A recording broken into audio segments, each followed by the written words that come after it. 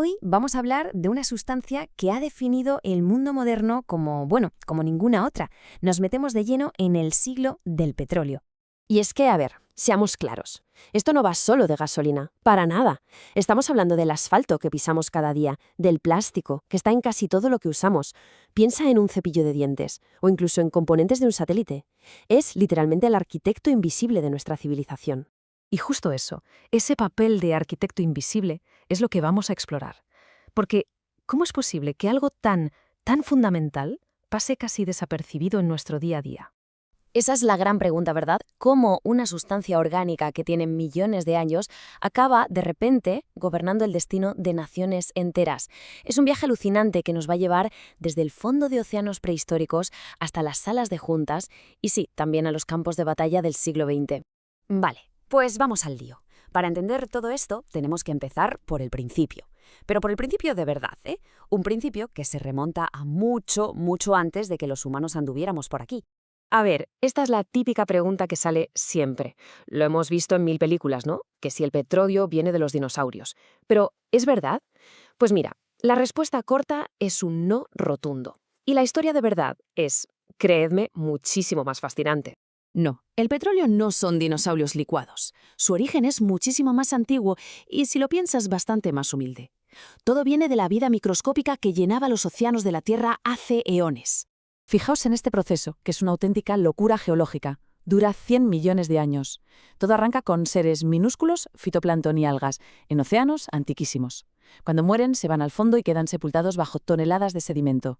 Y aquí viene la magia, o la química, mejor dicho. Con el paso de millones de años, la presión y el calor hacen su trabajo. En una franja de temperatura muy concreta, entre 60 y 120 grados, toda esa materia orgánica se cocina lentamente y se transforma en hidrocarburos. Ese es el crudo. Luego, como es más ligero, tiende a subir por la roca porosa hasta que, ¡zas!, se topa con una capa de roca impermeable que lo atrapa. Y ahí tenemos los yacimientos que llevamos más de un siglo perforando. Vale, ya sabemos de dónde viene. Ahora vamos a la parte que lo cambia todo. Cómo esta sustancia, que tardó eones en formarse, fue capaz de redefinir por completo el poder mundial en solo unas pocas décadas. Impresionante. Y es que la historia tiene puntos de inflexión muy claros. Todo arranca a nivel comercial en 1859 con el famoso pozo de Drake en Pensilvania. A partir de ahí, el petróleo se convierte en el motor del mundo. Después de la Segunda Guerra Mundial llega la era del plástico, que lo cambia absolutamente todo en nuestra forma de consumir. Pero el verdadero terremoto geopolítico fue en 1973. El embargo de la OPEP, la Organización de Países Exportadores de Petróleo, dejó una cosa clarísima. Controlar el grifo del crudo era un arma tan poderosa como un ejército. De repente, las guerras del siglo XX ya no iban solo de ideologías, iban, y mucho, del control de los oleoductos. Claro que todo este progreso, todo este poder tenía una cara B. Una especie de pacto con el diablo, si me apuras. Es imposible hablar del siglo del petróleo sin pararse a pensar en el coste ambiental que ha tenido. Y es enorme. 99%. Es que la cifra es casi increíble. Piénsalo bien, prácticamente todo el plástico que se ha fabricado en la historia viene de combustibles fósiles, o sea, del petróleo. Y esta dependencia, claro, ha dejado una huella de carbono brutal. La quema de hidrocarburos es la causa principal del cambio climático, eso ya lo sabemos. Pero además hemos visto desastres ecológicos terribles, con cicatrices que no se van a borrar, como los derrames del Exxon Valdez o el Deepwater Horizon.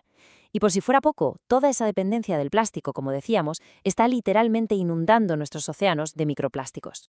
Y con todo esto sobre la mesa llegamos a hoy, a un momento que muchos llaman el ocaso de una era. Y ojo, que esto es importante, no es que se esté acabando el petróleo. El tema es que el mundo, por fin, está empezando a aprender a vivir sin él, o al menos a intentarlo. Pero no nos engañemos, la magnitud del cambio es gigantesca. Dejar atrás la fuente de energía sobre la que hemos construido el mundo moderno es, sin ninguna duda, el mayor desafío de ingeniería, económico y de voluntad política al que nos hemos enfrentado en toda nuestra historia como especie. Ahí es nada. Me gustaría terminar con una reflexión que lo resume todo muy bien. La edad de piedra no se acabó porque se quedaran sin piedras, ¿verdad? Se acabó porque encontraron algo mejor.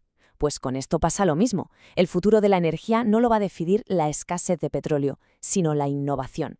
La gran pregunta que queda en el aire es si estaremos a la altura de ese desafío.